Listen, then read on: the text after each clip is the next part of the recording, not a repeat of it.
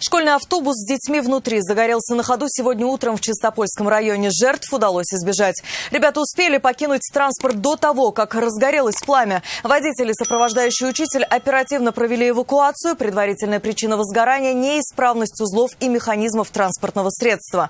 Известно, что автобус находился на ремонте и был допущен к перевозкам после прохождения техосмотра. Ситуацию под личный контроль взял глава района. Следствие, как и прокуратура, проводит проверку. Надзорное ведомство выяснит все обстоятельства инцидента и даст оценку работе должностных лиц, ответственных за обеспечение технической исправности транспортного средства и соблюдение требований безопасности при перевозках детей. В случае выявления нарушений законодательства будут приняты меры прокурорского реагирования, а виновные привлечены к ответственности. Вызов 112 – это главное происшествие Татарстана. Смотрите на нашем сайте и на YouTube-канале ТНВ. Подписывайтесь!